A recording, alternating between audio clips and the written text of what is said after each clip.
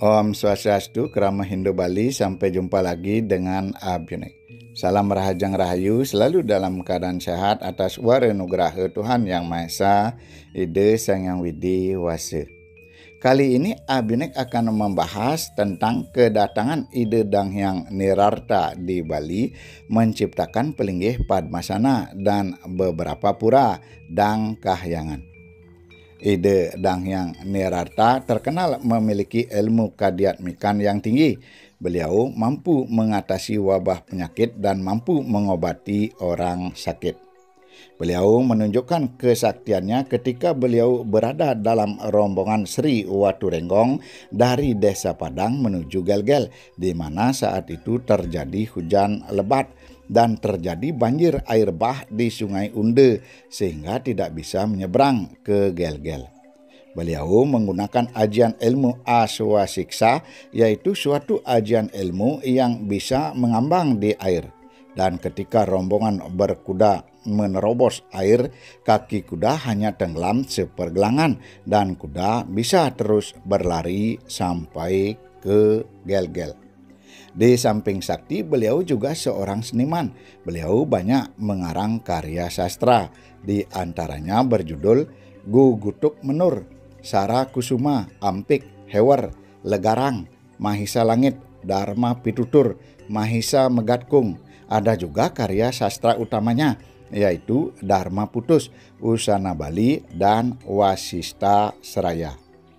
Ide Dang Hyang Nirarta merupakan bagawanta dari Raja Kerajaan Gelgel Sri Waturenggong yang memerintah Kerajaan Gelgel dari tahun 1459 Masehi sampai dengan tahun 1550 Masehi selama 91 tahun.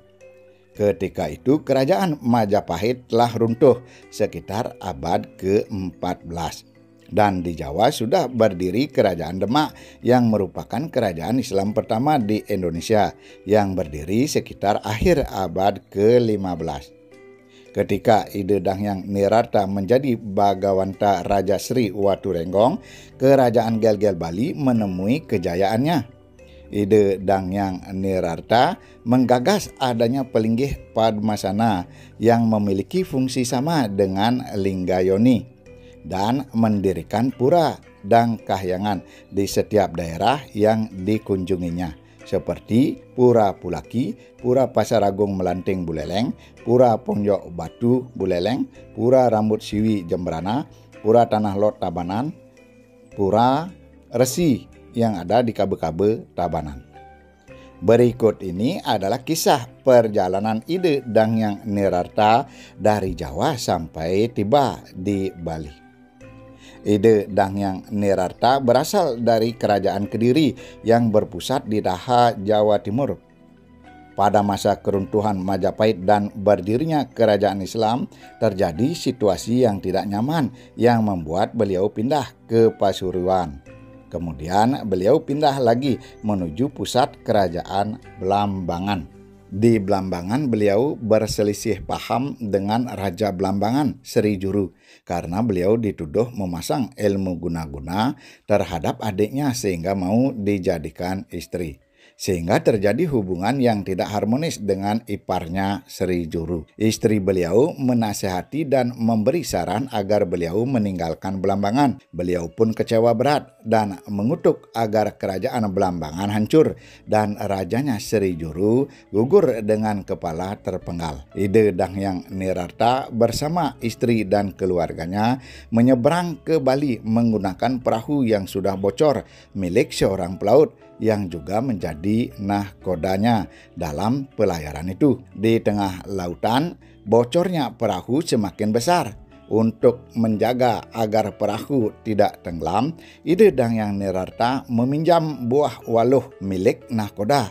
Beliau pun menceburkan diri ke laut, berenang memakai buah waluh itu dan mendorong perahu yang bocor agar cepat sampai di pantai Bali. Akhirnya Beliau dan keluarganya pun berlabuh dengan selamat di pantai yang banyak tumbuh pohon puranca. Daerah itu sekarang disebut Kapuranca atau Puranca. Setibanya di pantai Puranca, beliau bertanya tentang arah jalan ke timur untuk menuju Gelgel kepada seorang penggembala.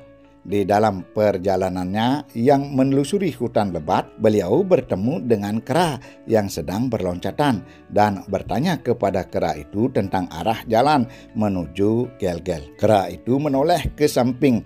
Setelah beliau ikut menoleh ke samping, dijumpai seekor naga besar yang mulutnya menganga lebar setinggi badan manusia.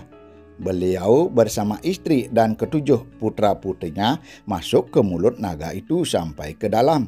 Kemudian beliau menemukan benda gaib bunga teratai, tempat yoganya Dewa Siwa. Segera beliau mengambil bunga teratai itu. Ketika bunga teratai itu dicabut, beliau bersama istri dan putra-putrinya tiba-tiba sudah sampai di suatu daerah dan naga itu pun menghilang. Tetapi ada sesuatu terjadi pada tubuh Ide Dangyang Nirarta yang semula putih kuning langsat berubah menjadi hitam pekat yang membuat istri beserta putra-putrinya lari tunggang langgang meninggalkannya. Dengan susah payah Ide Dangyang Nirarta mencari dan mengumpulkan kembali keluarganya. Akan tetapi ada satu putrinya menghilang secara gaib yang bernama Ide Ayu Swabawa dan dipercaya bersemayam di Pura Pasaragung Melanting Pulaki. Diceritakan Ide Dangyang Nirarta beserta istri dan ke-6 putra-putrinya sudah tiba di desa Gadingwani, dan kebetulan di desa Gadingwani sedang terjangkit wabah penyakit yang sudah menelan banyak korban meninggal. Beliau hanya memberikan ganten atau sisa kunyahan sirih kepada warga desa Gadingwani dan disuruh meletakkan ganten itu di 5 arah penjuru desa, barat, timur, utara, selatan, dan tengah. Dan terjadilah keajaiban ketika ganten itu sudah diletakkan di 5 arah penjuru desa. Warga melihat bayangan raksasa yang lari dan tenggelam di laut. Akhirnya semua warga Gadingwani sembuh dari penyakitnya.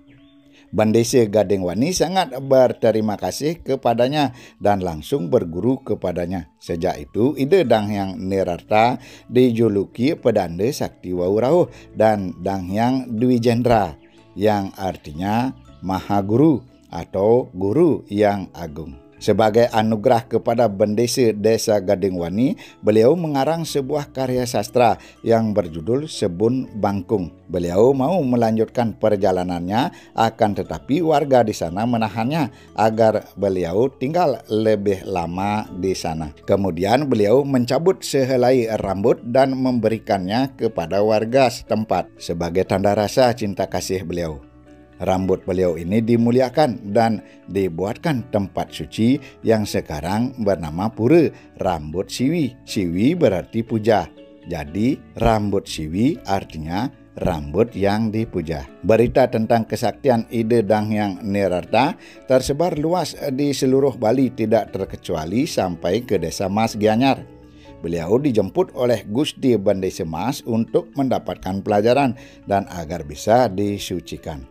Cukup lama beliau tinggal di desa Mas Gianyar. Beliau membangun tempat suci bernama Pura Taman Pule, karena di tempat itu ada pohon pule dan taman yang berisi telaga, dan di dalam telaga atau kolam itu ada bunga teratai. Beliau mencoba menggunakan kesaktian benda gaib berupa bunga teratai yang didapatkan dari naga besar dulu, dan beliau berhasil berdiri di atas bunga teratai sambil mengail ikan. Akan tetapi ketika beliau melihat Giri Toh Langkir atau Gunung Agung, seketika itu kaki beliau tenggelam sepergelangan. Beliau menyadari bahwa Hyang Putranjaya alias Dewa Mahadewa memiliki ilmu kesaktian yang tidak ada bandingannya, lebih tinggi dari manusia sesakti apapun. Kesaktian Ide Dangyang Nirarta juga terdengar sampai pusat kerajaan Gelgel, sehingga Ide dalam Sri Waturenggong mengutus Kiai Penyarikan Dauh Bali Agung untuk menjemput Ide Dangyang Nirarta agar datang ke Gelgel. Dan semenjak itu Ide Dang Hyang Nirarta diangkat menjadi Bagawanta Kerajaan Gel-Gel Sri Waturenggong. Kiai Penyarikan Dauh Baleng Agung pun berguru kepadanya. Begitulah kisah perjalanan Ide Dang Hyang Nirarta dari Jawa ke Bali sampai menjadi Bagawanta Raja Kerajaan Gel-Gel Sri Waturenggong. Ide Dang Hyang Nirarta mempunyai 6 orang istri yang dinikahi sewaktu masih di Jawa maupun setelah tinggal di Bali. Istri pertama bernama Diah Komala alias Ide Pedanda Istri Mas yang beragama Siwa, putri dari Ide Hyang Aswamba dari Geria Mas yang kemudian menurunkan Brahmana Kemenuh di Bali. Sejak menikah dengan istri pertama yang bernama Diah Komala, Ide Dang Hyang Nirarta yang semula merupakan pendeta Buddha berubah menjadi pendeta Siwa. Istri yang kedua Ide Dang Hyang Nirarta bernama Diah Sanggawati alias Diah Kemaladewi alias Idastri Pasuruan, putri dari Dang Hyang Panawasikan di Pasuruan, Jawa Timur yang kemudian menurunkan Brahmana Manuabe di Bali. Istri yang ketiga Ide Dang Hyang Nirarta bernama Sri Patni Keniten Saraswati, adik Ide Dalam Juru Raja Kerajaan Belambangan yang kemudian menurunkan Brahmana Keniten di Bali. Istri yang keempat Ide Dang Hyang Nirarta setelah beliau di Bali bernama Ni Gusti Loh Nyoman Genitir, putri dari Bendese Manikmas di Desa Mas Gianyar, mempunyai seorang putra yang bernama Ide Putu Kidul alias Ide Bukabe yang menurunkan Brahmana Mas di Bali. Istri yang kelima Ide Dang Hyang Nirarta bernama Ni Jero Antapan yang kemudian menurunkan Brahmana Antapan di Bali.